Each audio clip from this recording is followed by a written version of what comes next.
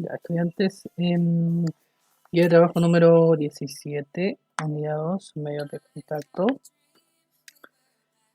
Lo que siempre debemos copiar en sus cuadernos y centrarnos principalmente en el objetivo, el indicador y la habilidad.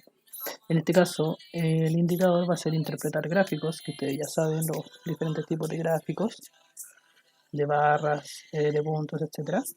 Y procesar y analizar. Procesar y analizar la información que está contenida en esos gráficos. Por eso vamos a trabajar con gráficos.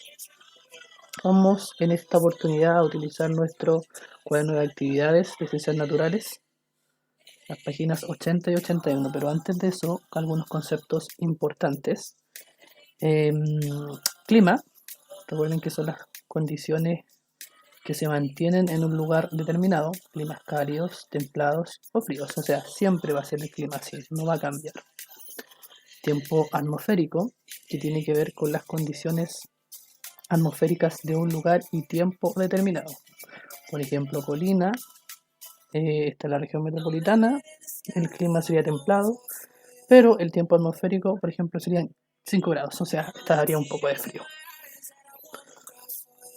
La sensación térmica, que recuerden que es la percepción que tienen las personas de la temperatura, pueden haber quizás 10 grados, pero esta persona quizás no siente esos 10 grados, sino que siente mayor cantidad de grados, y esta persona puede sentir menor cantidad de grados o los mismos 10. Por eso es como percibe cada persona el tiempo atmosférico. Eso es a lo que nos referimos en la sensación térmica.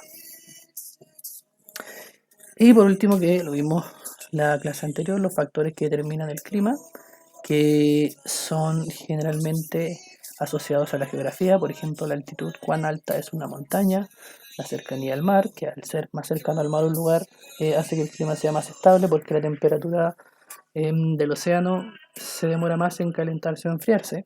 La circulación oceánica, que tiene que ver con las tormentas, las grandes masas de agua como las corrientes marinas, etcétera, que inciden también en el clima.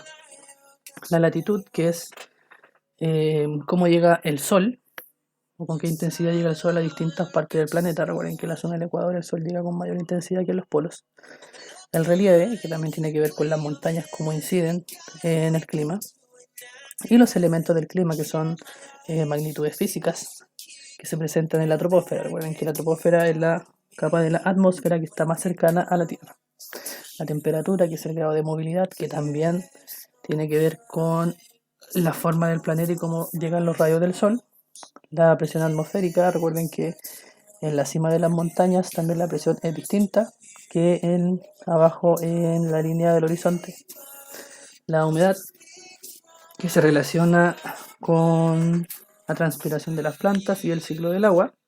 La precipitación, entendida como la lluvia, el granizo o la nieve. El viento, que se forma a partir de la mezcla de aires a diferente temperatura, corrientes cálidas y frías, etc. Y la radiación, que también se vincula a cómo el Sol llega con mayor intensidad a las zonas del planeta de acuerdo a su forma. Entonces, la página 80 de su texto dice procesar y analizar evidencia. En el gráfico se muestra la cantidad de agua caída en la ciudad de Curicó, región del Maule, en 2008 y 2018. O sea, primero se midió en el año 2008 y después se midió en el año 2018. Un eje tiene el agua caída en milímetros, así se mide el agua caída, y el otro eje, el eje X, tendría en este caso los meses. Y para diferenciar entre el año 2008 y 2018 hace una separación entre el color de cada barra de los gráficos. El color más claro, el gris más claro, sería el 2008 y el gris más oscuro sería el 2018. La primera pregunta dice, a partir de la información entregada en el gráfico, responde: ¿en qué mes y año se registró la mayor cantidad de agua caída? Entonces busco el mes y veo si corresponde al año 2008 o al 2018. Recuerden el color. En la B dice, ¿en qué mes y año se registró la menor cantidad de agua caída?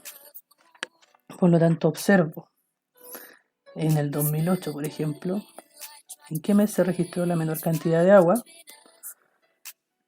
y en el 2018, en qué mes se registró la menor cantidad de agua caída. Por ejemplo, voy a poner 2008, marzo, con cierta cantidad de milímetros caídos. 2018, por ejemplo, noviembre, con cierta cantidad de milímetros de agua caída. En el caso de la número 3, dice en qué año la cantidad total de agua caída fue mayor. ¿Cuánto más llovió que el otro año? O sea, hay que hacer la comparación entre el 2008 y el 2018.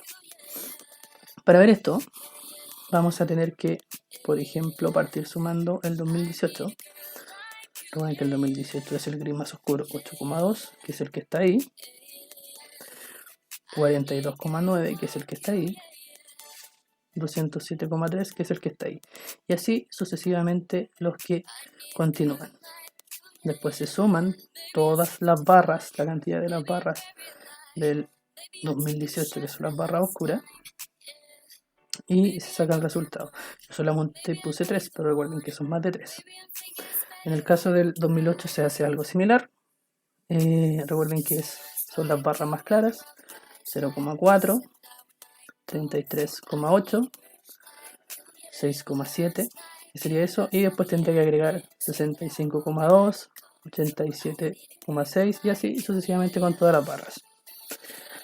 Cuando yo ya sume todas estas cantidades, voy a tener el total de agua caída en milímetros en el año 2018 y en el año 2008. Para ver la diferencia entre cuánto más llovió en un año, tendría que restar el resultado que me dé acá de la sumatoria de todos los 2018 menos la sumatoria de todos los 2008. Resto eso con eso y me daría la diferencia para saber cuánto más llovió un año que el otro. Además, no olvidarse que para hacer estas sumas siempre tenemos que tener en cuenta que son decimales. Hay que ordenar correctamente los decimales, si no, no me va a dar el resultado correcto.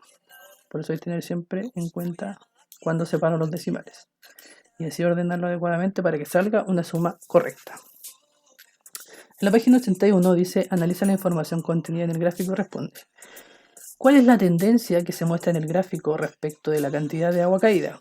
¿Cómo crees que serán los niveles de agua caída en 10 años más? Si la tendencia quiere decir cómo varió del 2008 al 2018. Eso quiere decir la tendencia, si aumentó o si disminuyó. ¿Y cómo creen ustedes que va a ser en 10 años más? ¿Va a aumentar o va a disminuir? En la B dice, ¿crees que otras ciudades de Chile podrían presentar esa misma tendencia? ¿En qué te basas para responder? Ustedes ponen si creen que sí o si ponen que no.